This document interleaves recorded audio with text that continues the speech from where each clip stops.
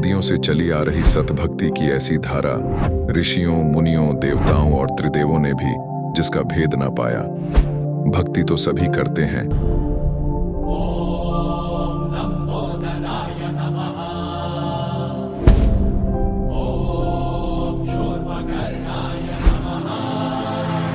और हरदम यह सोच रहती है कि रहने के लिए आलीशान घर हो, घूमने के लिए बड़े बड़े पार्क हो, खाने पीने के लिए स्वादिष्ट भोजन हो, हम कभी बीमार ना हो, कभी दुखी ना हो और कभी भी ना मरे।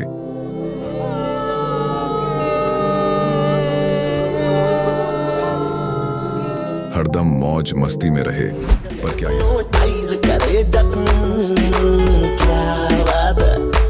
पर क्या यह संभव है? हम सब इतनी भक्ति करते हैं, व्रत करते हैं, श्राद्ध निकालते हैं, कावड़ लेकर आते हैं, बोले बोले, बोले, अरे बोले बोले, बोले। मंदिरों में जाकर मूर्ति पूजा करते हैं,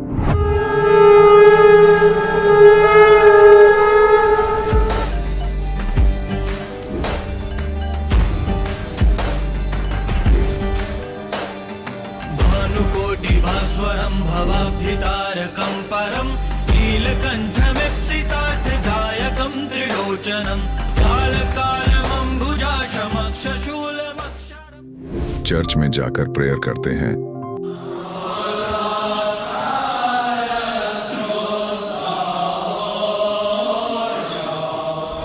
मस्जिद में जाकर नमाज अदा करते हैं,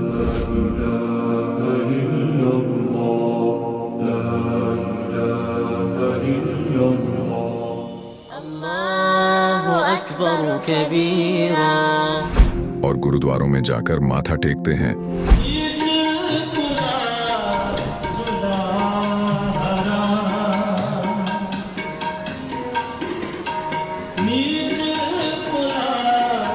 फिर भी दुखी क्यों है?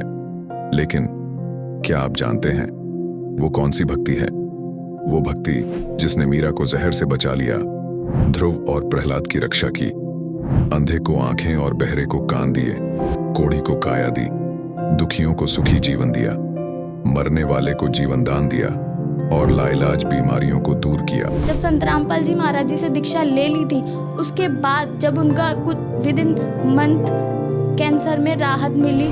जैसे हम लोग परमात्मा का आदेश आया, हम लोग हॉस्पिटल गए और ऑपरेशन कराया। भगत जी 1 रुपया का भी दवाई माता जी को खाना नहीं पड़ा, और जो डॉक्टर कैंसर है बताते थे, वही डॉक्टर के मुख से हमने ये सुना भगत जी कि ये चमत्कार कैसे हो गया। तो हॉस्पिटल में दिखाया तो कैंसर घोषित कर दिया डॉक्टर ने यहाँ। तो फिर इसके इलाज के लिए घूमे, इलाज भी नहीं हुआ, तो फिर घर पे थक के बैठ गए। कैंसर के लिए जिंदल हॉस्पिटल में रहा, उसके बाद सपड़ा हॉस्पिटल में रहा, उसके बाद जयपुर को दिखाया, उसमें कोई इलाज नहीं हुआ। संत रामपाल जी महाराज जी ने चरणामृत प्रसाद दिया और आशीर्वाद दिया और भक्ति ज्ञान दिया, और उसके बाद मैं तंदुरुस्त हूँ। हर दिन में अपना सब कुछ खाता हूँ, मुझे कोई समस्या नहीं। मेरे को बीमारी ये थी सर कि ब्लड ट्यूब में मेरे को एक प्रकार का पस आ गया था और इन्फेक्शन हो गया था। उस इन्फेक्शन को डॉक्टर लोग वो कह रहे थे कि इसमें आपको ऑपरेशन करना पड़ेगा। आश्रम पहुंचने में परमात्मा का नामदान लिया और जो उन्होंने मुझे उपदेश दिया, उस उपदेश देने के बाद उन्होंने आशीर्वाद दिया। आशीर्वाद देने के बाद तत्क्षण में मेरा ये रोग वहीं के वहीं दर्द बिल्कुल ठीक हो गया। भक्ति सभी करते हैं, लेकिन उपरोक्त लाभ सिर्फ सतभक्ति से ही प्राप्त होते हैं। आज भी सतभक्ति करने वाले हजारों लाखों लोगों को शास्त्र अनुसार भक्ति का अद्भुत अनुभव प्राप्त हो रहा है। आइए जानते हैं ऐसे ही लाखों श्रद्धालुओं में से एक सतभक्ति करने वाले इस श्रद्धालु का अनुभव। नमस्कार जी। नमस्कार सर। क्या नाम है आपका? मेरा नाम नवदीप सिंगला है। नवदीप जी, आप कहाँ से आए हो? सर मैं डिस्ट्रिक्ट संगरूर धूरी पंजाब से हूँ। सर संत रामपाल जी महाराज की शरण में कैसे आए? सर संत रामपाल जी महाराज की शरण में मैं 2010 में आया। मुझसे पहले मेरे पिताजी और मेरे दादाजी ने संत रामपाल जी से दीक्षा ले रखी थी। मेरे दादाजी जो पहले की राधा स्वामी पंथ से जुड़े हुए थे, 25 साल उन्होंने उनका नाम सिमरन किया था। तो उनको एक भगत जी ने पुस्तक दी थी और उस पुस्तक को पढ़कर उन्होंने ये बात बोली कि जो राधा स्वामी पंथ है उनके जो गुरु हैं वो तो 10वीं पास हैं, लेकिन जो संत रामपाल जी का ज्ञान है वो एक PhD लेवल का ज्ञान है। तो उन्होंने मेरे पिताजी से बोला कि मैं राधा स्वामी पंथ को छोड़कर संत रामपाल जी महाराज से दीक्षा लेना चाहता हूँ। तो उन्होंने ये भी कहा कि अगर मेरे पिताजी उनके साथ दीक्षा लेंगे तो वो साथ मतलब कि दोनों इकट्ठे दीक्षा लेंगे। तो उन्होंने नाम दीक्षा ले ली। तो कुछ समय बाद मुझे भी थोड़ा थोड़ा ज्ञान पता चला कि संत रामपाल जी की मैंने किताब पढ़ी। सर, संत रामपाल जी महाराज से नाम दीक्षा लेने से पहले आप क्या भक्ति साधना करते थे? डेली मंदिर जाना और हनुमान चालीसा का पाठ करना, ये सब परंपरागत साधनाएं करता था। सर, संत रामपाल जी महाराज द्वारा दी गई भक्ति को करने के बाद आपको क्या क्या लाभ मिले? सर, जैसे संत रामपाल जी महाराज की शरण में आने का मेरा एक मुख्य कारण था, जैसे मुझे नौकरी नहीं मिल रही थी। मैंने MBA किया था लवली प्रोफेशनल यूनिवर्सिटी से, तो मुझे नौकरी नहीं मिल रही थी, तो मैं बड़ी टेंशन में था। तो मैंने सिर्फ संत रामपाल जी के मैंने अपने पिताजी को बोला कि अगर आपके गुरुजी मुझे नौकरी दिलवा देंगे तो मैं नाम ले लूँगा। तो मेरे पिताजी ने कहा कि पहले तुम नाम लो, अगर नौकरी ना दिलवाई तो छोड़ देना। तो मैंने ये सोचा कि चलो ठीक है, देखते हैं कि 4 महीने का ये प्रथम मंत्र देते हैं, उसके बाद दूसरा मंत्र देते हैं। तो मैंने अपने मन में सोचा कि यार अगर इनमें ताकत होगी तो मुझे नौकरी दिलवा देंगे, तो इस वजह से मैंने नाम ले लिया। तो भगत जी तो सर मुझे नौकरी संत रामपाल जी की दया से इस तरीके से मिली कि मैंने उस नौकरी के लिए अप्लाई भी नहीं किया था। मुझे एक मेल आया कि आपका एक रिटन एग्ज़ाम है, दिल्ली मुझे बुलाया गया। तो वैसे ही मैं कभी अपनी मेल आईडी खोलता भी नहीं था, मैंने एक दिन वैसे ही मेल खोल ली तो मुझे वो मेल आया हुआ था। तो मैं दिल्ली एग्ज़ाम देने गया, तो मैंने ऐसे ही जो मल्टीपल चॉइस क्वेश्चन होते हैं ऐसे ही भर दिया। मेरा एग्ज़ाम क्लियर हो गया, तो मैंने अप्लाई भी नहीं किया था। एग्ज़ाम के बाद इंटरव्यू के लिए गया, तो मेरे से ज़्यादा एक्सपीरियंस वाले कैंडिडेट आए हुए थे। सभी को ये था कि उनको नौकरी मिल जाएगी, मुझे तो ये था कि मुझे बिल्कुल नहीं मिलेगी क्योंकि मैं एक फ्रेशर हूँ। तो लेकिन वो नौकरी भी मुझे मिल गई। तो मैं बड़ा हैरान हुआ कि यार मैंने एक चैलेंज किया और मुझे नौकरी मिल गई। तो उसके बाद फिर मैंने सोचा यार इनमें कोई शक्ति तो है जो मुझे एकदम से नौकरी मिल गई। तो मैंने फिर क्या कि नौकरी ज्वाइन करने के बाद मैं भक्ति से थोड़ा सा हट गया, मैं नौकरी में बिज़ी हो गया और मैंने थोड़ी सी मर्यादा भी भंग करनी शुरू कर दी। तो इस वजह से मेरी नौकरी भी खतरे में आ गई। तो मैंने फिर गुरुजी से प्रार्थना लगी, गुरुजी मेरी नौकरी सही नहीं चल रही। गुरुजी ने बोला बेटा तू भक्ति कम करता है। तो मैंने फिर भक्ति स्टार्ट की तो मेरी नौकरी फिर से ठीक हो गई। और सर एक और लाभ मिला, जैसे कि मेरी माता जी को बहुत पुराना गठिए की प्रॉब्लम थी। उन्होंने 2008 में नाम लिया था। उनकी प्रॉब्लम का पता ही नहीं चला कि वो प्रॉब्लम कैसे ख़त्म हो गई। तो मेरे पिताजी को भी दिक्कत थी, मेरी सिस्टर की शादी नहीं हो पा रही थी। तो उन्होंने भी पंडितों ने बोला था कि इनकी शादी 30-32 साल तक होगी। लेकिन संत रामपाल जी महाराज से नाम दीक्षा लेने के बाद 1.5 साल के अंदर उनको बहुत अच्छा घर मिला, इतनी बढ़िया शादी होगी उनकी। तो एक और बात बताना चाहूँगा कि संत रामपाल जी ने मेरे पिताजी की आयु को भी बढ़ा दिया। एक हमारे यहाँ पंडित था जिसने बताया हुआ था कि मेरे पिताजी को बताया था कि 50 से 55 साल की उम्र के बीच आपकी एक दुर्घटना होगी जिसमें आपकी जान जाएगी। तो उसी अंतराल में मेरे पिताजी को एक मेजर हार्ट अटैक आया। वो नाम लेने के बाद की बात बता रहा हूँ। तो उस हार्ट अटैक में डॉक्टरों ने पूरा मना कर दिया कि आपकी पूरी नसें ब्लॉक हैं, आप बच कैसे गए। तो जैसे ही उस टाइम पर कौन था कार्ड हो गया था। जब 2008 में गुरुजी बाहर आए तो मेरे पिताजी ने गुरुजी से जाके पूछा कि गुरुजी मेरे को तो ये दिक्कत आ गई और मेरे सभी रिश्तेदार ये बोल रहे हैं कि तुमने देवी देवते छोड़ दिए थे इसलिए तेरे को हार्ट अटैक आ गया। लेकिन गुरुजी ने बताया कि बेटा अगर आज तू परमात्मा की शरण में ना होता तो आज तू तो काल तेरे को खा चुका होता। तो परमात्मा ने संत रामपाल जी ने कहा कि बेटा मैंने तुम्हारी काल से जमानत करा के लेके आया हूँ, तो तेरी अब जितनी आजू जितना तू चाहता है उतना जी ले अब। तो मेरे पिताजी ने भी पूछा कि मैं गुरुजी मेरी जमानत कितनी देर के लिए। गुरुजी कहते जब तक तू सतलोक नहीं जाएगा ना तब तक तेरी जमानत है। तो हमें ये लाभ प्राप्त हुआ ये। सर बात करें पंजाब की, तो यहाँ के युवा लोग बहुत ज़्यादा नशा करते हैं। सर क्या आप भी कोई नशा करते हैं?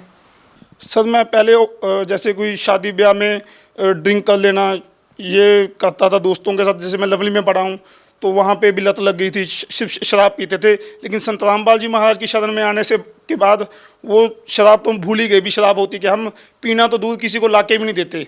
सर अक्सर हम यही देखते हैं कि संत रामपाल जी महाराज की शरण में आने के बाद वे जो सालों से नशा करते थे वो उन्होंने छोड़ दिया।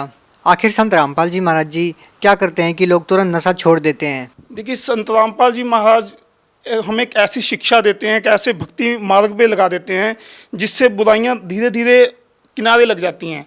वो वहाँ जैसे हम सतलोक आश्रम में जाते हैं, वहाँ का माहौल इतना बढ़िया है, वहाँ पे इतनी अच्छी शिक्षा दी जाती है। संत रामपाल जी महाराज के प्रवचनों में इतनी ताकत है, उनके दिए गए मंत्रों में इतनी ताकत है कि आदमी बुराई की तरफ ध्यान ही नहीं जाता। जैसे हम भी नौजवान पीढ़ी है, आज फिल्में देखते हैं, गाने सुनते हैं। मुझे गानों का इतना क्रेज़ था, मैं सारा दिन कानों में हेडफोन लगा के इंग्लिश गाने सुनता था। लवली में हम यूनिवर्सिटी में पढ़ते थे, सारा दिन फिल्में देखना। मुझे ये था कि मुझे एक बार नौकरी मिल जाए, मैं गाने वगैरह तो छोड़ नहीं सकता, लेकिन उसके बाद नाम छोड़ दूंगा, बस कबीर जी को भगवान मान लूँगा। लेकिन मेरे को पता भी नहीं चला कि मुझे गानों से इतनी नफरत होगी। जैसे ही मैंने उनका मंत्र जाप शुरू किया, उनकी बताई हुई भक्ति शुरू की, मुझे गाने, फिल्मों और ये सबसे ये हो गया कि ये चीज़ें करने लायक नहीं है। शराब पीना ये वगैरह सब कुछ मेरा दूर हो गया जी। मेरी पहले आर्थिक स्थिति भी कोई ज़्यादा बढ़िया नहीं थी। आज मेरे पास सब कुछ है, घर है, दुकान है, खेती की ज़मीन है, बैंक बैलेंस है, गाड़ी है। परमात्मा की दया से मेरी शादी भी होगी। मैंने बगैर दहेज के 1 रुपया नहीं लिया दहेज में, जबकि मैं बनिया समाज से हूँ। और हमारे बनिया में लड़के का सौदा होता है 20 लाख में, 30 लाख में, और सभी रिश्तेदार हैरान हैं कि इन्होंने एक पैसा नहीं लिया। मेरी शादी सिर्फ मात्र 20-25 हज़ार रुपये में, जो बाहर के रिश्तेदार आए हुए थे उनको खाना खिलाने में मेरे खर्च हुए हैं। उसके सिवा 1 रुपया हमने लिया नहीं, कोई गहना नहीं लिया, कोई पैसा नहीं लिया। वो सब हैरान हैं कि ऐसी शिक्षा इनको कौन दे रहा है। तो हम बोलते हैं कि हम हमारे गुरुजी के, हमने सतलोक जाना है, जो हमारे गुरुजी हमारे लिए नियम बनाएंगे हम उन्हीं पे चलेंगे, हमें पैसा नहीं चाहिए। सर जो श्रद्धालु संत रामपाल जी महाराज से नाम दीक्षा लेना चाहते हैं वो उनसे नाम दीक्षा कैसे प्राप्त कर सकते हैं? सर संत रामपाल जी महाराज से अगर आपने जुड़ना है तो आप संत रामपाल जी महाराज का सत्संग डेली देखें। उसके नीचे एक नंबर, नीचे बॉटम लाइन पे एक नंबर, पीली पट्टी चलती है, उस पर एक नंबर आता है, और उस नंबर पे कॉल करके आपको सारी जानकारी मिल जाएगी। संत रामपाल जी के हर प्रांत में, भारत के हर प्रांत में नामदान स्थल खुले हुए हैं, पंजाब में भी हैं। वहाँ पे आप संपर्क करके नाम दीक्षा प्राप्त कर सकते हैं। लेकिन मैं आपसे ये भी प्रार्थना करूँगा, पहले आप संत रामपाल जी महाराज का ज्ञान सुने, समझें, तभी उनसे दीक्षा लें। बहुत बहुत धन्यवाद। अब जगत गुरु तत्वदर्शी संत रामपाल जी महाराज जी के सत्संग के माध्यम से उस अद्वितीय आध्यात्मिक ज्ञान के बारे में जानते हैं, जिसके माध्यम से आप भी प्राप्त कर सकते हैं ऐसे आध्यात्मिक, मानसिक और भौतिक सुख जो अभी तक आपने सिर्फ मीराबाई, ध्रुव, प्रहलाद जैसे कुछ ही भक्तों की जीवन कथा में सुने होंगे। अब सुनिए तत्वदर्शी संत के संग शास्त्र अनुकूल भक्ति सत्संग, ऐसा अद्वितीय आध्यात्मिक ज्ञान जिसका है सर्वधर्मों के पवित्र शास्त्रों में प्रमाण। इस विश्व में आज के वर्तमान के अंदर किसी के पास ना ये ज्ञान है, ना वो भक्ति है, और न ही वो यथार्थ मोक्ष मार्ग है। और पुण्यात्माओं, क्योंकि काल तो दुश्मन है आप हमारा, और ये कोई ना कोई किसी स्वार्थी व्यक्ति को परमात्मा के बच्चों का नाश करने के लिए कहीं ना कहीं प्रेरित रखता ही रखता है।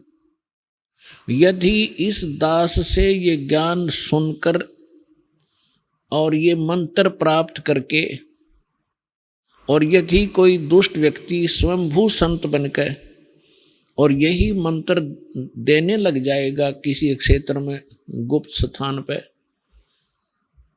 तो वो अधिकारी नहीं है। अधिकारी के बिना ये वस्तु सफल नहीं होगी। जैसे एक छोटा सा उदाहरण है, कोई ड्राइविंग लाइसेंस है, चालक प्रमाण पत्र या पासपोर्ट है, यदि वो नकली बना लिया जाए तो बेशक वो खुश रहे कि मेरा पासपोर्ट बन गया। जिस समय उस पासपोर्ट की आवश्यकता पड़ेगी एयरपोर्ट पे, तो वहां पता चलेगा उसको, तब तक बहुत देर हो चुकी होगी। उसको सजा भी होगी जिसने बनवाया है और जिसने बनाया है, ये दोनों दोषी होंगे, उनकी जिंदगी बर्बाद हो जाएगी। ठीक इसी प्रकार यदि कोई निकम्मी आत्मा यही मंत्र प्राप्त करके और स्वयं नाम देने लग गया होगा, तो उससे भी सावधान आपने भी होना है। और उसके फंस गए जो परमात्मा की प्यारी भोली आत्माएं, उनको भी सतर्क करना है। लेकिन आप जी ने किसी के साथ झगड़ा नहीं करना है, क्योंकि हमारा मार्ग झगड़े का नहीं है। अगर ऐसा कोई करेगा तो थोड़े दिनों में फेल हो जाएगा, क्योंकि जैसे एक भारा वृक्ष हो, पेड़, और उसके नीचे से कितने पौधे उग जाओ छोटे मोटे, वो थोड़े से दिन में पीले होकर अपने आप सूख जाते हैं। तो वो ऐसे होंगे, थोड़े दिन में अपने आप वो कंडम हो जाएंगे। फिर भी आपका फर्ज बनता है उनको भी समझाने का। अरे भले आदमी, काल के दूत अपना नाश कर रहा है और इन परमात्मा के बच्चों का जीवन नाश कर रहा है, तुझे शर्म नहीं आती? यानी प्यार से, जैसे दास भी तो सरेआम कह रहा है, टीवी चैनलों पर कह रहा है कि ये जीवन नाशक है, ये संत नहीं है। इन अपना भी बैठा लिया जितने भी संत हैं, और अपने शिष्यों का भी जीवन नाश कर दिया। इनसे भी प्रार्थना करता हूं कि तुम भी सुधरो और इनको भगवान के बच्चों को भी फ्री कर दो, ताकि अपना कल्याण करवा लें।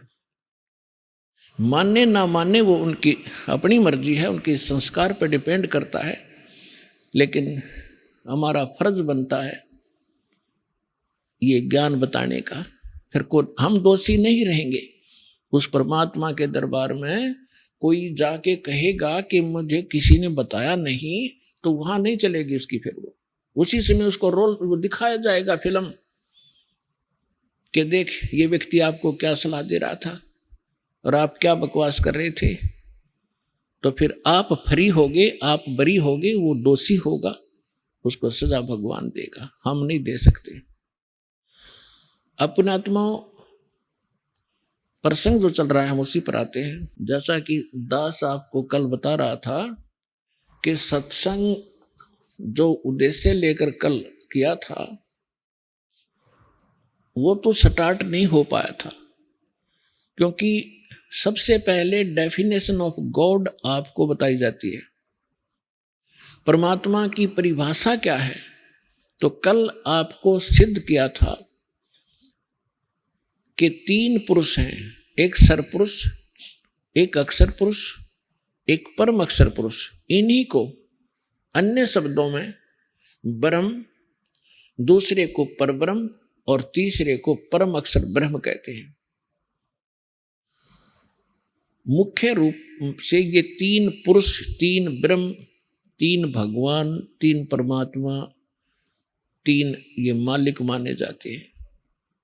लेकिन ये मालिक कितने हैं, उनका कितना सामर्थ्य है, ये भी परिभाषा प्रभु की में आपको बताया जाता है। जैसे ब्रह्म जो है ये 21 ब्रह्मांड का स्वामी है, 21 ब्रह्मांड का। और ब्रह्मा विष्णु महेश एक ब्रह्मांड में एक विभागीय मंत्री हैं। एक विभाग में एक ब्रह्मांड के अंदर जैसे एक प्रांत में मंत्री होते हैं, प्रांत में, और मुख्यमंत्री पूरे प्रांत का मालिक होता है। तो इन ब्रह्मा विष्णु महेश केवल एक ब्रह्मांड में और एक विभागीय मंत्री हैं। रजोगुण विभाग के ब्रह्मा जी और सतोगुण विभाग के विष्णु जी, तमोगुण विभाग के शंकर जी। अब इनका काम क्या है कि ब्रह्मा जी के रजोगुण के प्रभाव से सभी प्राणी संतानों उत्पत्ति करते हैं, और यहाँ की ये नकली सुख सुविधाएं, झूठे सुख, कोठी, बंगले, कार, अच्छी पोस्ट, कोई मंत्री पद प्राप्त करूं, ये उसी प्रेरणा से प्रेरित होकर के ये जीव इच्छा करता है। अपने आत्माओं, जैसे इन तीनों भगवानों के शरीर के अंदर काल भगवान ने, इनके पिता ने एक ऐसी व्यवस्था कर दी है, ये इनके बस की बात भी नहीं है। ये भगवान रहते हैं अपनी राजधानियों में, अपने लोकों में ऊपर। विष्णु जी विष्णु लोक में, शिव जी शिव लोक में, और ब्रह्मा जी ब्रह्मा लोक में। लेकिन इनके शरीर से निकल रही जो तरंगे हैं, जो रेज हैं, वो इन 3 लोक के प्राणियों को विशेष प्रभावित कर रहे हैं। इस पृथ्वी लोक पर नीचे एक पाताल लोक पर, ऊपर स्वर्ग लोक में।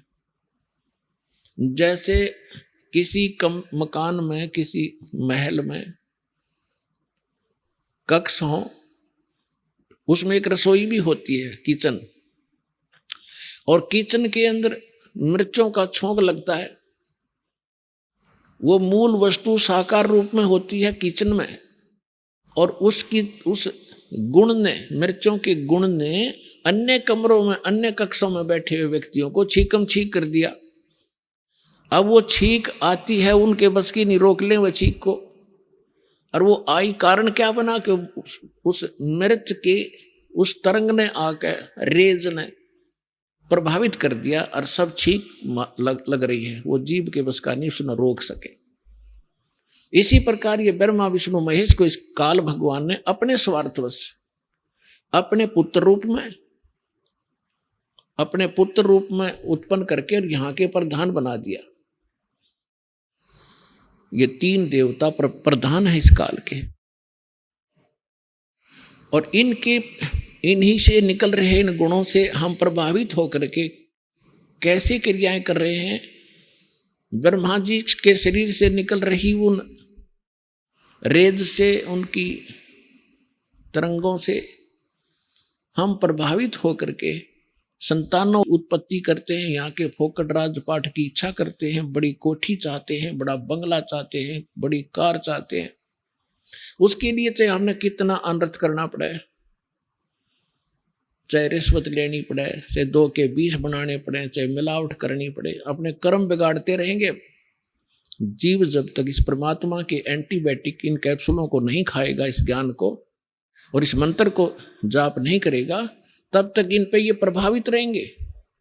और जब ये एंटीबायोटिक बस आपको ज्ञान मिलेगा, आपको समाधान मिलेगा, फिर ये निष्क्रिय हो जाएंगे। और विष्णु जी के सतोगुण के प्रभाव से हम यहाँ ममता है, आपस में भाई और बहन का प्यार, माता पिता के अंदर ममता, पति पत्नी का लगाव, संपत्ति की में अपनी धारणा दृढ़ कि मेरा है, ये मेरा है।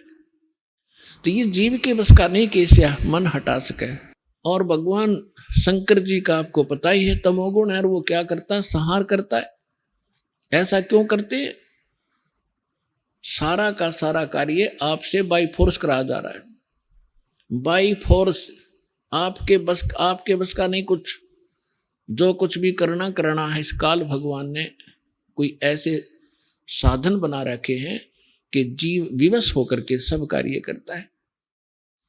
अब परमात्मा ने अपनी प्यारी आत्मा धर्मदास जी को इस काल की डेफिनेशन बताई। क्या डेफिनेशन बताई? कि जैसे कसाई बकरे पालता है, जैसे कसाई बकरे पालता है, तो वो क्या करता है, एक जिसकी अच्छी बड़ी सेल है, वो क्या करता है, एक बहुत बड़ा चरागाह खरीद लेता है और उसमें उन बकरों को, बकरियों को छोड़ देता है, और उसी के अंदर एक तालाब बना देता है, उसी के अंदर एक शेड डाल देता है गर्मी, सर्दी, ओला से बचने के लिए, और स्वयं भी उनकी संभाल करने के लिए जाता रहता है। अब वो अबोध बकरे उस सारी सुविधाओं को प्राप्त करके ये समझते हैं कि हमारा जो मालिक है ये बहुत ही दयालु है, बड़ा नेक व्यक्ति है, देखो हमारी कितनी केयर टेक करता है, हमारी सुविधाओं का कितने ध्यान रखता है ये। और उसको देखकर वो उसको एक नेक व्यक्ति और अपना अच्छा स्वामी मानकर जब वो उसके अंदर जाता है, उनके उस स्थान पर जो कसाई जाता है, तो उसके पास दौड़ कर आते हैं उसको नेक व्यक्ति जानकर।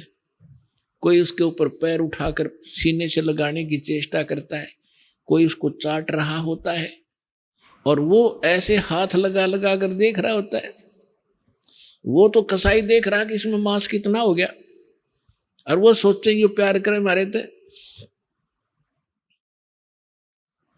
पुण्यात्मा, यही सती थी कबीर भगवान ने, हमारे परम पिता ने आकर हमें बताई कि जिस लोक में तुम रह रहे हो, ये काल का लोक है, ये कसाई है, इसका रहम नहीं है यहाँ पर। किसी का बेटा मरो तो किसी की बेटी मरो। जैसे उस समय तो वो कसाई कितना अच्छा लगता है, और जब उसको कहीं से ऑर्डर आता है कि 20 बकरे चाहिए, तब वो ना देखता किसकी बेटी मरेगी किसी का बेटा मरेगा, एक लाठी लेकर निकाल लेता उनमें से मोटे मोटे छांट के, और शेष बचे रोते रहते हैं, भागते रहते हैं, मिमाते रहते हैं। उनको पता लग जाता कि ये गए, अब खैर नहीं है इनकी। आभास उनकी आत्मा में भी इसका हो जाता है। तो उस समय उनकी बुद्धि काम नहीं करती कि ये मालिक यूं ले गया, इतना न काट गया, ये कहाँ का अच्छा आदमी है। इसी प्रकार परमात्मा ने याद दिलाया है हमारे को कि आप इस काल के जाल को नहीं समझ सके। परमात्मा ने आके इसका जाल हमें समझाया है और बताया कि आप देख रहे हो जैसे यहाँ कितनी अच्छी ये मेवा है, ये ड्राई फ्रूट है, काजू है, किशमिश, सेब, संतरे फ्रूट हैं, और कितना अच्छा यहाँ वातावरण है, कितने अच्छे ये फल लगे हुए हैं, बढ़िया फसल है, अच्छी शीतल हवा चलती है, कभी वर्षा हो जाती है, समय पर सूर्य उदय हो रहा है, अस्त हो रहा है। तो इन सुविधाओं को देखकर हम सोच बैठे कि ये तो बड़ा बड़ा दयालु भगवान, देखो हमारे लिए कितनी सुविधाएं दे रखी है। लेकिन हमारी बुद्धि वहाँ काम करना बंद कर गई कि ये इस एक परिवार के 3-3 सदस्य एक एक्सीडेंट में मर जाए, तब कहाँ गया वो भगवान की दयालुता। तो यहां परमात्मा ने बताया कि इस काल भगवान को अपनी गलती के कारण एक श्राप लगा है। 1 लाख मानव शरीरधारी प्राणियों के सूक्ष्म शरीर से निकाल कर गंध आहार करने का। अपने आत्माओं जैसे ये शरीर है, ये तो यहीं रह जाता है। जैसे बादाम के ऊपर एक कवर होता है, वो कवर खाने का नहीं होता, उसके अंदर गिरी होती है। इसी प्रकार हमारे इस स्थूल शरीर के नीचे एक सूक्ष्म शरीर है, और उस सूक्ष्म शरीर के अंदर जो भी हम इस स्थूल शरीर से खाते हैं, टेस्ट लेते हैं, आनंद लेते हैं, बकवाद करते हैं, सुल्फा, शराब, तम्बाकू सेवन करते हैं, उसका कुछ अंश उस सूक्ष्म शरीर में जाके समा जाता है। और उस सूक्ष्म शरीर के अंदर ये जीव मरता नहीं, और सूक्ष्म शरीर जल्दी से नष्ट नहीं होता।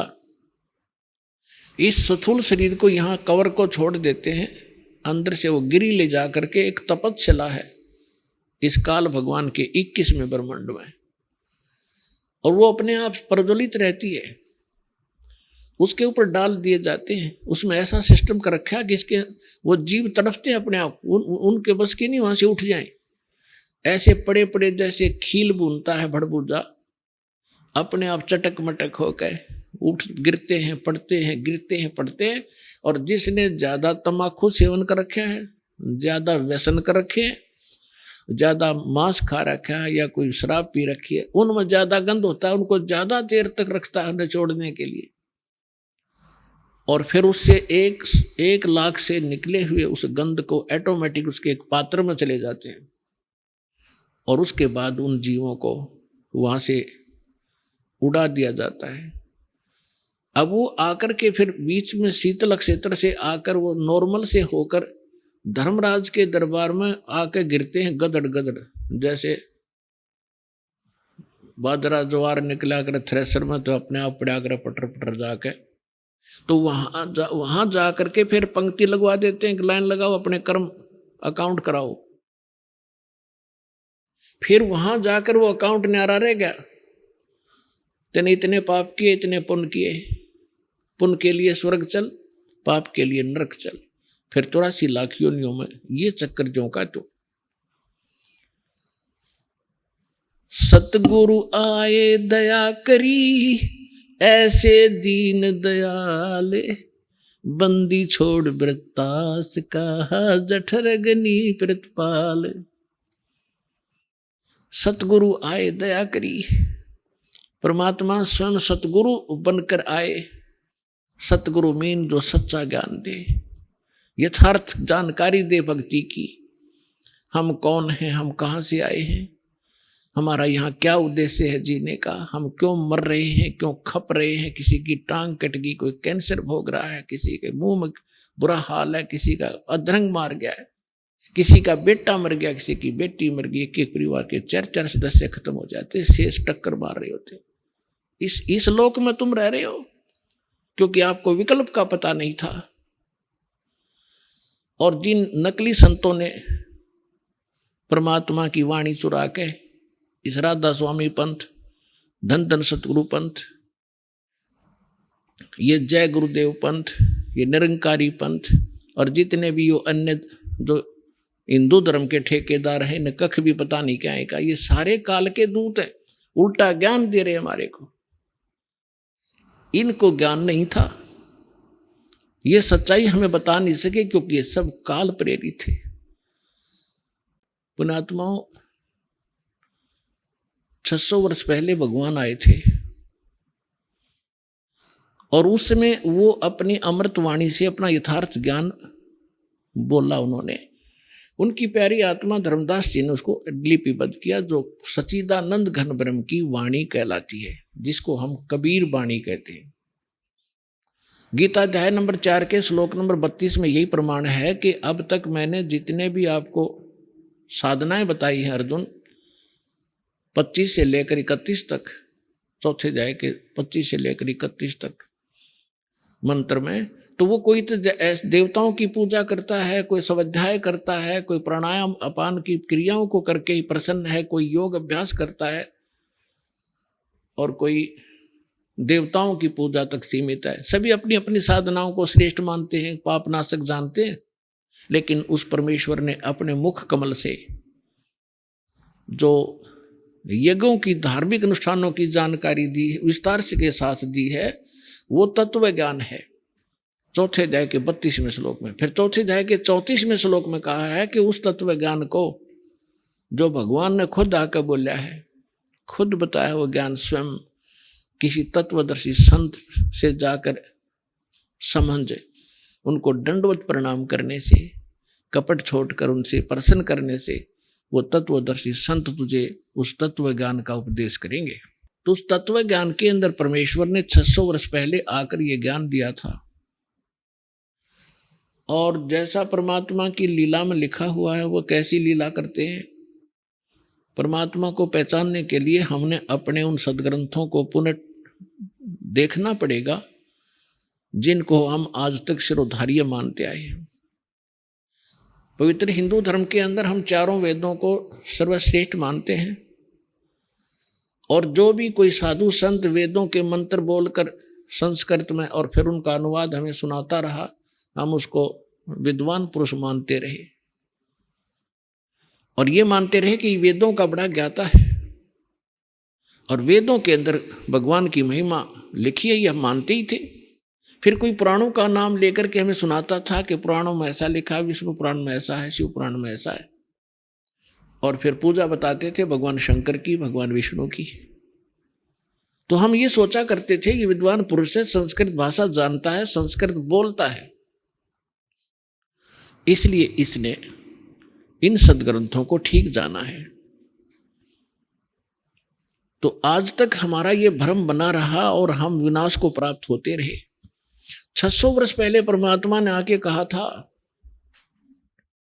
गुण तीनों की भक्ति में ये भूल पड़ो संसार, कहे कबीर निज नाम बिना कैसे उतरो पार। 3 देव की जो करते भक्ति, उनकी कदे ना होवे मुक्ति। 600 वर्ष पहले परमात्मा ने ये यथार्थ ज्ञान दिया था जो दास आपको आज बता रहा है। और आज आप शिक्षित हो, उस समय हमारे पूर्वज शिक्षित नहीं थे। अरे नकली संतों, ऋषियों, आचार्यों और शंकराचार्यों का दाव लगा रहा कि जनता अशिक्षित है, और इसी बात से परमात्मा के उस अनमोल ज्ञान को हमसे दूर रखा कि कबीर एक धानक है, कबीर एक जुलाहा है, और ये शिक्षा ग्रहण कर नहीं सकता क्योंकि ब्राह्मण लोग ब्राह्मणों को ही शिक्षा दिया करते थे। संस्कृत पढ़ने का अधिकार केवल ब्राह्मण को ही होता था, अन्य कोई नहीं पढ़ सकता था। जिस समय परमात्मा ये ज्ञान सुनाया करते थे उस समय ऐसा प्रतिबंध था। यह भी एक कथा सुनाता हूँ आपको, बीच में एक उदाहरण देता हूँ, याद आ गया। हरियाणा के अंदर खरखोदा के पास एक कड़ौली गांव है, कड़ौली। और कड़ौली गांव का एक किसान जाट का लड़का, उसके मन में एक प्रेरणा आई कि भी सदग्रंथों में, वेदों में, पुराणों में परमात्मा का बहुत ही उत्तम ज्ञान लिखा बताते हैं और मैं संस्कृत भाषा सीखूं और इन सदग्रंथों को समझूं, निस्वार्थ भाव से जनता में वो ज्ञान बताऊं। इस उद्देश्य से उसने कोशिश की कि मैं काशी विद्यापीठ में प्रवेश पाऊं, लेकिन ब्राह्मण ना होने के कारण उसको रिजेक्ट करते रहे। उसको पता लग गया कि ब्राह्मण ही वहां जा करके प्रवेश पा सकता है, तो उसने गांव से झूठा प्रमाण पत्र बनवा लिया। नंबरदार ऐसे अशिक्षित से होते ही थे, उस पर लिखवा लिया ये ब्राह्मण है और इस गांव का है, इसके ये पिता का नाम है। उसका लगवा का अंगूठा और चला गया। अब वहाँ काशी विद्यापीठ के अंदर 1 नंबर पर आवा प्रत्येक क्लास में, प्रत्येक विषय में।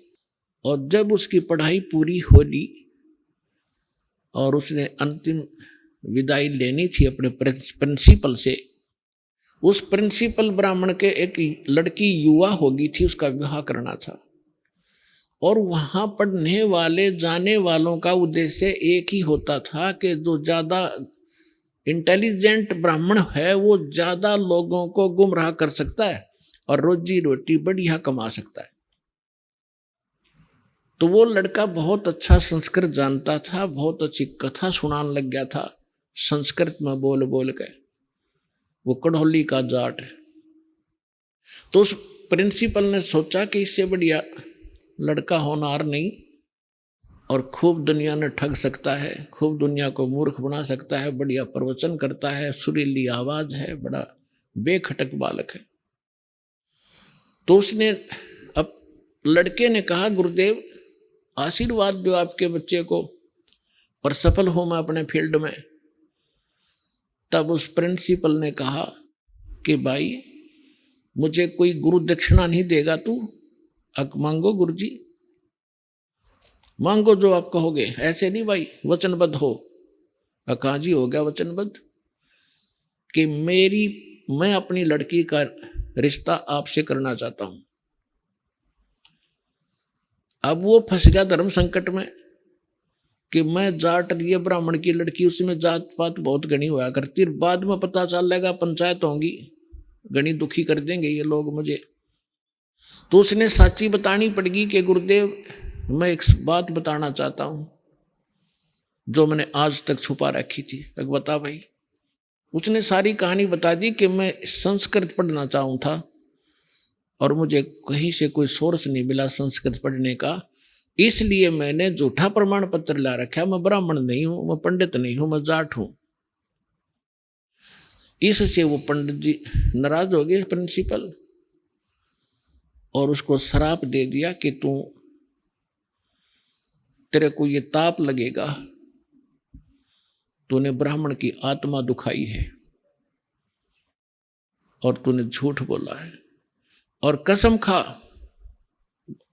प्रतिज्ञा कर बोलो क्या कर ली प्रतिज्ञा कि संस्कृत भाषा में कोई लिटरेचर नहीं लिखेगा, संस्कृत भाषा को पढ़ेगा नहीं आज के बाद, ना कोई प्रवचन करेगा।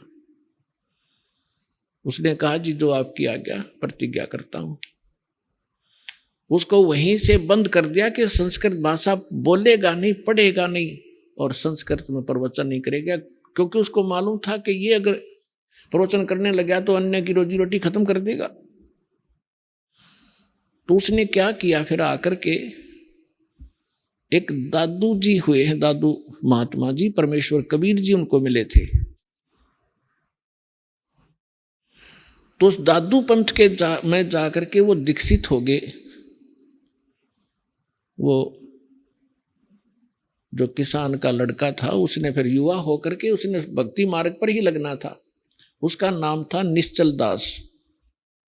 वो निश्चल दास फिर दादू पंथ में किसी व्यक्ति यानी संत से दीक्षा लेकर के और उनसे प्राप्त ज्ञान को और कुछ जैसा उन्हें सदग्रंथों को जाना था उसको फिर सिंपल लैंग्वेज में संत भाषा में एक निश्चल दास ग्रंथ बनाया। वो इस दास ने पढ़ा था, लेकिन ये बात कुछ और है। संस्कृत के जान लेने से अध्यात्म में मास्टर नहीं बन जाता। जैसा उसको गुरु मिला उसी तरह का सत्र का ज्ञान उसने उसमें लिखा है, लेकिन वो ज्ञान नहीं है जो दादू जी को परमात्मा मिले थे, और दादू जी वाला ज्ञान उसके ग्रंथ में नहीं है। दास ने खूब पढ़ा। कहने का भाव ये है कि जो दास उदाहरण देना चाहता था कि पहले संस्कृत पढ़ने का अधिकार केवल ब्राह्मण वर्ण को था और इनका उद्देश्य केवल रोजी रोटी कमाना ही था। जैसे आजकल शिक्षा क्या है, कोई इंजीनियर बनता है, अपने बच्चे को बनाता है, उद्देश्य ये रहता है ये कोठी बनावेगा, कार लेवेगा, फलाने के लड़के ने ऐसे किया था, आज वो बड़ी ठाठ से रह रहा है। कोई डॉक्टर बनता है तो उसका उद्देश्य ये होता है कि दुनिया में लूटूंगा, 2 के 20 बनाऊंगा, कोठी गाड़ूंगा और कार लूंगा, ठाठ से रहूंगा। अब ये हो गया, यह शिक्षा इसलिए चल रही है और ये भूल गए उस दिन को कि संसार छोड़कर भी जाना होगा। एक डॉक्टर था यहीं पर।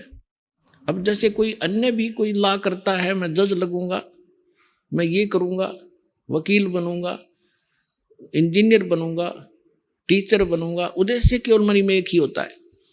लेकिन परमात्मा हमें याद दिलाना चाहते हैं कि जिस लोक में आप रह रहे हो इसमें आप रावण जितना धन इकट्ठा नहीं कर सकते। सर्व सोने की लंका थी वो रावण से रणधीरम, एक पलक में राज बिराजी जम के पड़े जंजीरम। सर्व सोने की लंका थी सारी, जैसे हम ईंटों से महल बनाते हैं, ऊपर सीमेंट लगा के उसकी सफेदी करा के चमकाते हैं, कहते हैं ऐसे वो तो सोने में बना रखा था, स्वर्ण के अंदर, गोल्ड में। और कहते हैं रति कंचन पाया नहीं रावण चलती बार, संसार छोड़कर जाने लगा तब 1 ग्राम सोना भी साथ नहीं ले गया। यही लंका के नागरिकों ने लूट ली उसकी लंका, और बाहर से गए हुए सैनिक थे रामचंद्र के, वो उठा ले पत्थर के पत्थर सोने, और वो कुत्ते वाली मौत मरा और गधे की योनि प्राप्त हुई।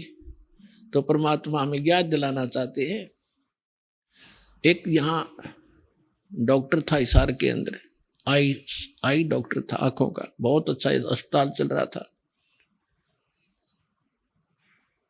तो वो अपने लड़के का एडमिशन कराने के लिए गाड़ी में बैठाकर पति पत्नी जा रहे थे।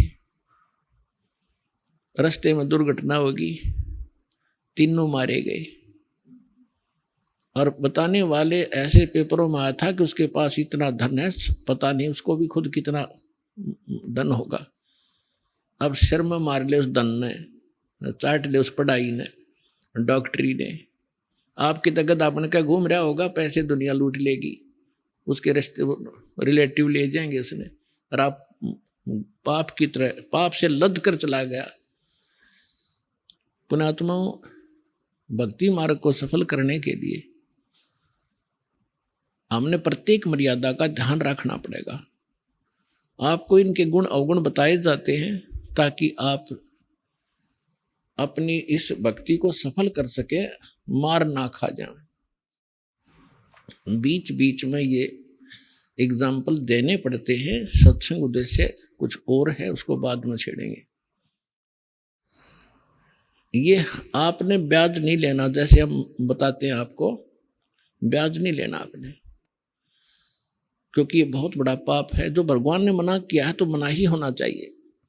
आप मदद करना चाहते हो वैसे कर दो। और फिर हम किस लिए धन इकट्ठा करते हैं? हम करते हैं कोठी बंगले बनाने के लिए और ब्याह शादी में बकवाद रचाने के लिए। ये बकवाद भक्ति में नहीं चलेंगी। यदि आपने परमात्मा पाना है और यहाँ से सुख लेना है, ये जीवन सुख में ठीक ढंग से अपने व्यतीत करना है, तो जो दास मर्यादा बताता है ये गॉड गिवन है। और इनके अनुसार चलोगे तो आप सफल हो जाओगे, यहाँ भी सुखी रहोगे और फिर सतलोक चले जाएंगे, सदा के लिए पीछा छूटे इस गंदे लोक से। रोहतक के अंदर एक मिगलानी परिवार था, है वो अब भी कुछ तो विशेष बचे होंगे, और वो क्या करता था, फाइनेंस का काम किया करता, और 15, 10, 12, 18% ब्याज लेता था। और उसके हमारे भक्तों ने एक कोई गाड़ी ली थी अपने लोन लेकर उससे, तो उससे आना जाना रहा, किस्त कैश देते थे। आप ब्याज ले नहीं सकते, अगर मजबूरी हो तो दे सकते हैं। तो कहने का भाव ये है कि जब हमारे भक्त कहीं जाएंगे तो ज्ञान भी सुनाएंगे। उससे जो फाइनेंसर था उसका पिता वहां बैठा करता था उस बच्चे के ऑफिस में, उस पिताजी से ज्यादा संपर्क रहता था उन भक्तों का जाना आना। उनसे समझाया करते थे कि आप भक्ति करो, हमारे गुरुदेव के पास यथार्थ भक्ति है, आप ऐसे ऐसे ज्ञान सुनाते थे। तो वो व्यक्ति कहता था उनका पिता कि आज मेरे जैसा सुखी संसार में नहीं है, और मैं शंकर भगवान की पूजा करता हूँ, वैष्णो देवी की पूजा करता हूँ, मैंने गुरु भी बना रखा है, आप क्या मुझे शिक्षा दे रहे हो। एक लड़का तो फाइनेंसर है, महीने की लाख रुपए की कमाई है इसकी। एक बेटा मेरा जज है, उसकी पत्नी भी जज है, अब मुझे क्या शिक्षा देते हो तुम। अपने आत्मा ये बात ध्यान रखना आप कि जब तक परमात्मा ने बताया है कि जब तक इस प्राणी के पूर्व जन्म की भक्ति और दान कमाई शुभ संस्कार चलेंगे, तब तक ये कोई भक्ति करो चाहे ना करो, कितने पाप इकट्ठा करता रहो, वो तो उसको मिलेगा ही मिलेगा। और वो गलती से ये सोच बैठता है कि मैं जो भक्ति साधना कर रहा हूं इससे मुझे ये लाभ हो रहा है। और जब वो पुण्य समाप्त हो जाएंगे, पाप का दौर शुरू होगा, फिर उसकी सारी पूजा धरी धराई रह जाएंगी वहां पर। वही पूजा करते करते उसका विनाश हो जाता है। तो वो उस भक्ति से उसको कोई लाभ नहीं था। अगर उस भक्ति से होता तो आगे भी बचाव होता। तो कुछ दिनों के बाद पेपर में एक समाचार पत्रों में खबर छपी, और उस खबर को पढ़कर उस भक्त ने हमें बताया, जी ऐसे ऐसे हम एक फाइनेंसर से कुछ वो लोन लिया था, लोन तो उनका क्लियर हो चुका था। फिर उनको याद आया कि तो वही व्यक्ति है जो यूं कहा करता कि मेरे जैसा सुखी नहीं, उसमें क्या लिखा था। फिर वो जाकर आए, वहां पर शोक व्यक्त करने भी गए। उस समय तो बात करण की भी नहीं थी ना, अच्छा नहीं लगा था। बाकी वो जाके आए, सारी कथा सुनी। क्या हुआ कि उन्होंने एक संडे के दिन एक धार्मिक अनुष्ठान करवाया अपने गुरु जी से। धार्मिक अनुष्ठान करवाया, सारे जो क्रिया थी वो करी, कोई जागरण जुगरण करवाया, जैसा भी हवन पवन किया। तो उस बची हुई सामग्री को, जैसे हवन से बची हुई राख को फूल चढ़ाते हैं, फूलों को उनको जल प्रवाह करते हैं बाद में। तो वो दोनों भाई फाइनेंसर और वो जज, उन दोनों को गाड़ी में बैठकर विसर्जन करने गए थे। अभी आपने सुने जगत गुरु तत्वदर्शी संत रामपाल जी महाराज के मंगलमय सत्संग प्रवचन। आइए अब सुनते हैं उन भक्तों के अनुभव जिन्होंने संत रामपाल जी महाराज के प्रमाणित ज्ञान से प्रभावित होकर नाम दीक्षा लेकर अनेकों लाभ प्राप्त किए। नमस्कार सर। नमस्कार सर। सर क्या नाम है आपका? ब्रजेश कुमार। ब्रजेश जी आप कहाँ से हैं? बिहार मधेपुरा जिला से। ब्रजेश जी, संत रामपाल जी महाराज से नाम दीक्षा आपने कब ली? 5 सितंबर 2014 को। ब्रजेश जी, संत रामपाल जी महाराज से नाम दीक्षा लेने से पहले आप क्या भक्ति साधनाएं करते थे? ऐसे ही जो सांसारिक सभी देवी देवताओं की भक्ति करते थे हम। हनुमान जी, गणेश जी, दुर्गा जी, जो भी है, जो बोल देता था जगत के लोग, वही पूजा करने लगते थे हम। तो फिर आप संत रामपाल जी महाराज की शरण में कैसे आए? हरियाणा में हम, एक सोनीपत जिला है, वहाँ पे गोहाना नाम का शहर है, वहाँ पे हम मजदूरी करने गए थे। तो मजदूरी करने के क्रमबद्ध में जब काम करके हम कमरा पे गए तो वहाँ पे एक हरि आए हरियाणे नु पुस्तक मिला मुझे। इतने में क्या हुआ, मेरा जीजाजी नाम उपदेश लेने के लिए आया था बरवाला संत रामपाल जी महाराज से। तो हमको बोला तुम भी नाम ले लो। तो मैंने बोला किन से नाम ले लूँ? बोला बरवाला में आश्रम है संत रामपाल जी महाराज का, वहाँ से नाम दीक्षा लो, अपना कल्याण करवाओ, भगवान आया हुआ है। तो हमने विश्वास नहीं हुआ तो उस पुस्तक को मैंने पढ़ा तो उसमें ढेर सारे भक्तों का अनुभव लिखा हुआ था। किसी का कैंसर ठीक हो गया, किसी को आंख दे दिया, किसी को करंट लगने से बचाया। तो हमने सोचा जब ये चीज़ परमात्मा संत रामपाल जी महाराज कर सकता है तो मुझे एक नौकरी भी दे सकता, क्योंकि नौकरी का मुझे शौक था। उसके बाद मैंने पुस्तक को 2-3 रोज पढ़ा। पढ़ने के बाद सारे पुस्तक को मैंने पढ़ के ख़त्म कर दिया 4 रोज में। 4 रोज में जब खत्म कर दिए, रात का नींद और दिन का चैन खत्म हो गया। जो इस संत से मिलना चाहिए, मुझे वहाँ संत का समाधान होगा। और 5 सितंबर 2014 को बरवाला आश्रम में पूर्ण परमात्मा संत रामपाल जी महाराज से फिर मैंने वहाँ नाम दीक्षा ली। ब्रजेश जी, संत रामपाल जी महाराज से नाम दीक्षा लेने के बाद आपको क्या लाभ मिले?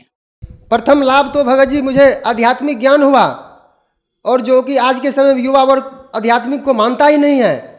आध्यात्मिक ज्ञान हुआ और निज घर का पता चला, और नशा मुक्त हुए, जो कि हम नशा से बहुत नशा का आदी थे। बीड़ी, गुटखा, शराब, जो नशा मिल जाता तो वही मैं पी लेता था और खा लेता था। और नशा छुड़वाने के लिए मैंने बहुत सारे मंदिर में गए, कसम खाए माता दुर्गा के। हिमाचल प्रदेश में कालका मंदिर है, वहाँ पे भी मैं माथा टेक के आया हूँ, और नशा मेरा छोटा नहीं। 2-4 रोज छोड़ दिए, फिर मेरा हमको तलक लगता था, मैंने पीने लगता था और रोता था, हे परमात्मा अगर इस धरती पर आए हुए हैं तो मेरा नशा छुड़वा के देखो। और नशा जब मैं संत रामपाल जी महाराज से उपदेश लिया तब मैं नशा मुक्त हुआ। मेरी पत्नी जो है नाम उपदेश नहीं ले रखा था, तो वो बीमार हो गया। मैंने उसको डॉक्टर को दिखाया। डॉक्टर ने को दिखाने के बाद रिपोर्ट में आया जो तुम्हारे पत्नी को किडनी में सूजन आ गया है, इससे ये दवाई जो थोड़ा बहुत दे रहे हैं इसको खाओ, इससे ठीक नहीं होगा, तो अगले डॉक्टर को दिखाना है, बड़े डॉक्टर को। तो हम गाँव आए, वही मेडिसिन चलाएं। मेडिसिन चलाने के बावजूद जो है वो दुख नहीं निवारण हुआ। तो फिर हमको हमारा पत्नी बोला दवाई ला दो। मैंने बोला दवाई लाने के लिए चल पड़े तो जेब में पैसा नहीं है। संत रामपाल जी महाराज परमात्मा से बोला अंदर ही अंदर, हे परमात्मा हमारे पास पैसे भी नहीं है, मैं दवाई कहाँ से लाऊं, मैं किसको बोलूं? आप मेरे पिता हो और पिता तुल्य हो ही, सबसे बड़ा डॉक्टर, आपसे बड़ा डॉक्टर कौन हो सकता है। मैंने वापस आया और थोड़ा मतलब टेंशन में पुर्जा को मैंने जो रिपोर्ट है वो रिपोर्ट को चूल्हा में जला दिए और बोला हे परमात्मा दंडवत करके हे परमात्मा मैंने पुर्जा को जला दिए, जिस तरह पुर्जा को जलाए उस तरह मेरा पत्नी का रोग ठीक हो जाना चाहिए। उसी दिन से पुर्जा जलाया और मेरा पत्नी का रोग पुनः ठीक हो गया। आज 5 साल होने वाला है, आज तक वो रोग वापस नहीं आया है। मेरे पत्नी का हाथ टूट गया, टूटने के बाद जो मेरे पास पैसे नहीं था, मैंने वापस आ गया उस रोज, और दूसरे रोज फिर डॉक्टर के पास पैसा व्यवस्था करके और गए। तो मैंने परमात्मा से हृदय से प्रार्थना की, संत रामपाल जी महाराज से, हे परमात्मा आप तो सब कुछ समर्थ हैं, सृजनहार हैं, तो क्या मेरी पत्नी का हाथ टूटा हुआ है तो रोग नहीं ठीक कर सकते हो? आप जोड़ भी सकते हो। मैंने पत्नी को चैलेंज कर दिए, जो आज हमारा संत रामपाल जी महाराज आपकी टूटी हड्डी को जोड़ देगा तो क्या आप दीक्षा ले लोगे? तो वो बोला हाँ ले लेंगे, जब ऐसा चमत्कार कर सकता है तो वो भगवान ही हो सकता है। मैंने बोला ठीक है, सोच समझ के बोलो। बोला नहीं मैं सोच समझ के बोल रहा हूँ। फिर मैं डॉक्टर के पास गए, वहाँ पे जब एक्सरे दिखाए, रिपोर्ट दिखाए डॉक्टर को, तो बोला कि इसमें थोड़ा सा चोट है, ये सब ठीक हो जाए, 1-2 कैल्शियम का टैबलेट खाएगा ठीक हो जाएगा। फिर हमारे पत्नी को विश्वास नहीं हो गया, क्योंकि मैं पहली बार हम ही पहली बार रिपोर्ट दिखाने डॉक्टर को गए थे। फिर पत्नी अपने से रिपोर्ट लेकर के एक्सरे और दिखाने के डॉक्टर के पास गया, फिर वही बात बोला, फिर भी पत्नी को विश्वास नहीं हुआ। फिर तीसरी बार गया, फिर डॉक्टर ने फटकार लगाया वहाँ से, जो मूर्ख बना रही हो, तुम जाओ यहाँ से, भागो। फिर घर आते आते मैंने बोला अब तो हमारे परमात्मा संत रामपाल जी महाराज से नाम लोगी ना? तो बोला जो हाँ लेंगे। फिर मेरी पत्नी भी नाम दीक्षा ले, और जैसे जैसे मंत्र सुमरन किया वो 1 महीना के अंदर ठीक हो गया बिल्कुल, संत रामपाल जी महाराज की कृपा से। तीसरा लाभ मुझे ये मिला, जो मैंने 2016 में 28 फरवरी को मैंने पौजल ले लिया था। मतलब मेरा नाम खंड था, क्योंकि परमात्मा बताता है जब लग हंसा हमरी आना, काल लगे ना तेरा बाना। क्योंकि मैं संत रामपाल जी महाराज के मर्यादा से बाहर था, क्योंकि काल का बहुत प्रभाव था, नाम टूट गया था मेरा, फिर भी भक्ति कर रहे थे। मैंने पौजल ले लिए। पौजल लेने के बावजूद जो है मेरा शरीर में विष फैल गया। विष फैलने के बाद डॉक्टर के पास ले गया। डॉक्टर के पास जब गए वहाँ पे हम, तो मेरा ट्रीटमेंट जैसे ही लगाया तो मेरा शरीर जो दूसरा शरीर है, सूक्ष्म शरीर है, वो बाहर करके अलग हो गया। मतलब 5 कदम आगे मैं देख रहा था अपने पंचभौतिक शरीर को, जो क्या क्या मेरा शरीर को कर रहा है। फिर इसके बाद मैंने क्या किया, चलो अब यहाँ नहीं रहना है, सतलोक जाना है। मैं मंत्र सुमरन कर रहा था। मंत्र सुमरन करते करते मैंने 8वां कमल पहुँचा। 8वां कमल जो सरस कमल है ज्योति निरंजन का, उस लोक में पहुँचा। उस लोक से मैं जब देखे हम प्रकाश ही प्रकाश, तो हम सोचे कहीं सतलोक तो नहीं आ गए। फिर याद आया जो ये सतलोक नहीं है, सतलोक जाने के लिए तो परमात्मा बताता है जो सतनाम और सारनाम चाहिए, क्योंकि मुझे तो प्रथम मंत्र ही मिला है। फिर मैं भटक गया वहाँ पे, और इसके बाद जो है परमात्मा वहाँ प्रकट हुआ 8वां कमल में। वहाँ से मुझे धर्मराज के लोक में लाया, और धर्मराज के लोक में लाने के बाद मुझे सबसे पहले मैं नरक देखा। नरक का तो भगत जी उसका वर्णन ही नहीं किया जा सकता है। जो जीव तो यहाँ पे थोड़ी सी सुख में भगवान को भूल जाता है, लेकिन वहाँ जाने के बावजूद जो है पता चलता है। जब मैंने अपनी आंखों से नरक को देखा तो पता चला जो भक्ति किसे कहते हैं, भगवान किसे कहते हैं। फिर मैंने स्वर्ग देखा। इसके बाद परमात्मा जो है संत रामपाल जी महाराज धर्मराज के नगरी में आया, और जैसे ही संत रामपाल जी महाराज को देखा धर्मराज कुर्सी खाली करके खड़ा हो गया और बोला, तेरा हंस तो स्वयं गलती करके आया है, मेरा क्या दोष है इसमें। तो परमात्मा भी रो रहा था और हम भी रो रहे थे। रोने के बाद परमात्मा बोला, जो मेरा हंस का रिकॉर्ड बुक निकालो। वहाँ पे तो है हर एक हंस आत्मा को जो रिकॉर्ड बुक है वहाँ पे, जैसे यहाँ पे कचहरी कोर्ट कचहरी में रहता है रिकॉर्ड बुक, उसी तरह हर एक हंस का वहाँ पे रिकॉर्ड बुक है। जैसे रिकॉर्ड बुक मेरा निकाला तो प्रथम मंत्र में ही इतना पूंजी हो गया था मेरा, इसका वर्णन नहीं किया जा सकता है। खोला भी नहीं ऐसे करके और बोला इस हंस को छोड़ो। परमात्मा बोला मुझे संत रामपाल जी महाराज, जो बेटा जाओ तुम उस स्कूल में। मैंने बोला उस स्कूल में मैं नहीं जाऊँगा पिताजी।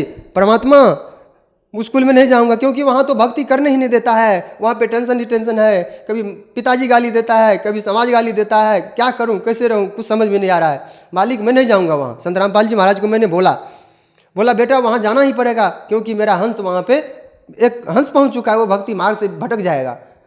तो इतने हमको एक परमात्मा ने पुत्र दे दिया था, तो वो 1.5 महीने का था। फिर मैंने जैसे ये बात बोला तो हम परमात्मा को बोले हम नहीं जाऊँगा पिताजी, उस स्कूल में नहीं जाऊँगा। बोला बेटा जाओ, तुम्हें 100 वर्ष आयु प्रदान करता हूँ और भक्ति करके आना है अब की बार। फिर भी मैंने नहीं माना। परमात्मा ने बताया जन्म था, तूने एक बहन को छल है दिया था, तो आज भोगना पड़ रहा है। आज था इसीलिए तेरा कर्म ये कट गया। फिर मैंने प्रेस किए और तभी उठ के बैठ गया और डॉक्टर को, क्योंकि डॉक्टर साहब बोला था अब ये नहीं बच पाया, क्योंकि आज 62 वर्ष हो गया, ऐसा केस मुझे नहीं देखा है। फिर मैंने वहाँ से जब हमको परमात्मा छोड़ा भेजा वहाँ से, तो मैं शरीर में प्रवेश किया तो डॉक्टर भी हैरान रह गया। बोला पास से बच गए हो। मेरा संत रामपाल जी महाराज इस धरती पे कोई मुझे बचाने वाला। ब्रजेश जी, आपने संत रामपाल जी महाराज के बाद आपको बहुत सारे लाभ मिले। जो दर्शक आज आपको हैं और वो भी संत रामपाल जी महाराज से चाहते हैं तो कैसे ले सकते हैं? पर संत रामपाल जी महाराज का है, उसके नीचे पीले पट्टी आता है, उस पे नंबर रहता है, SMS करके पुस्तक मंगवाए, सत्संग सुने। खास करके हम आज हैं युवा वर्ग के भाइयों को कर रहे हैं, आज मेरा दुख दूर हुआ, आज हम भक्ति कर रहे हैं, भगवान को समझे। एक बार संत रामपाल जी महाराज का सत्संग सुने, ज्ञान को समझे और अपना कल्याण करवाएं। ये बार बार मनुष्य जन्म नहीं मिलेगा। धन्यवाद जी। सत साहेब।